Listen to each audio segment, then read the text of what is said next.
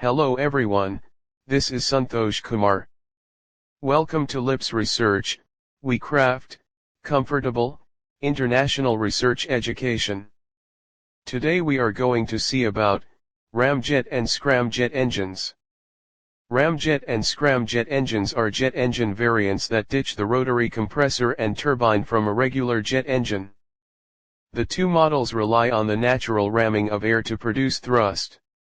The basic operating principle in ramjets and scramjets involves converting the significant kinetic energy of the incoming hypersonic, speed greater than Mach 5, or supersonic air into pressure energy. Air flowing at hypersonic speeds has very high dynamic pressure. Dynamic pressure is also called velocity pressure and is formally defined as the kinetic energy per unit of volume. However, the dynamic pressure of air flowing at subsonic speeds is insufficient to produce any usable thrust.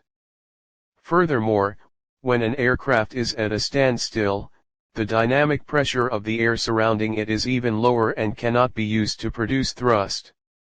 Thus, ramjets and scramjets require assistance for their initial takeoff until the plane attains a specific speed. Both types operate efficiently only when the surrounding air is flowing at no less than supersonic speeds, starting from Mach 3. Now, regarding the construction of the two jet engines, the compressor of the regular jet engine at the front is replaced by a diffuser, while the other end of the engine is occupied by a propelling, convergent-divergent nozzle.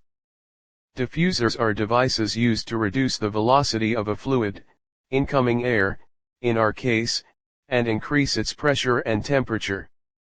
Nozzles, on the other hand, are utilized to decrease the pressure and increase the velocity of a fluid, exhaust jet. Since there is no compressor in ramjet and scramjet engines, the need for a turbine is also eliminated. When air moving at hypersonic speeds is forced to pass through the diffuser, its dynamic pressure is converted into static pressure. The speed of the airflow decreases, while the pressure and temperature increase. This increased temperature and pressure aid in the combustion of the mixture. The rest of the working procedure remains the same as in a regular jet engine. Inside the combustion chamber, the air is mixed with fuel and spark plugs help ignite the mixture, while the propelling nozzle accelerates the exhaust stream to generate thrust. In a ramjet, the incoming air is slowed down to below subsonic levels by the diffuser. It makes use of oblique shock waves to slow the flow down, followed by a final normal shock wave to bring it below subsonic speeds.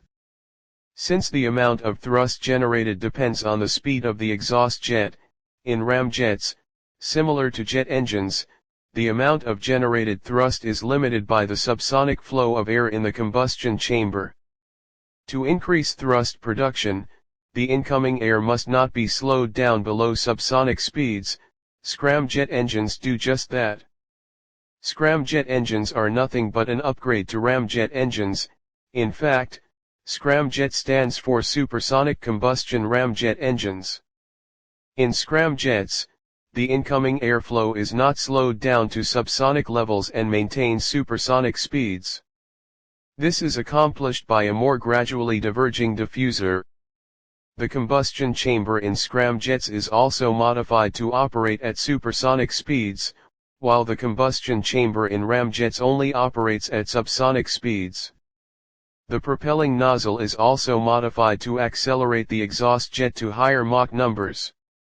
Thus, the thrust generated by scramjets is more than that of ramjets. Scramjets, therefore, can fly at greater speeds than ramjets.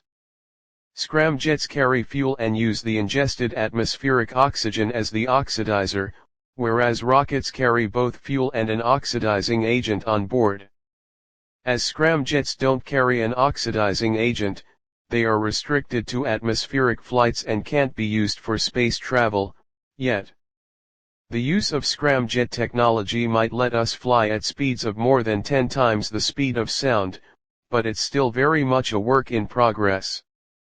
As already mentioned, only 4 nations have been successful in developing scramjet technology. The very first scramjet engine-powered vehicle took flight in November of 1991 and was developed by Russia. It has been approximately 27 years since the first demonstration of scramjet technology, but it continues to elude us on a large scale. The primary problem is the need for an additional launching vehicle to initiate the flight, as scramjets only produce useful thrust at speeds of Mach 5 or higher. The amount of heat generated by air friction and shock waves is another concern. A poor thrust-to-weight ratio limits acceleration, and the plane also needs to be considerably large to carry a certain payload. To top it all off, scramjet technology is extremely expensive to manufacture and test. Most tests end with the complete annihilation of the test vehicle. So, while scramjet technology might seem exciting and useful, it's something we won't likely be seeing for at least another 10 to 15 years. Before we go to the conclusion, we will see an interesting fact. A few months ago, India's DRDO, Defense Research and Development Organization, made the news for successfully conducting the maiden flight test of its unmanned scramjet demonstration aircraft for hypersonic speed flight. Yes, that's a mouthful. The demonstration aircraft was officially called the Hypersonic Technology Demonstrator Vehicle, HSTDV.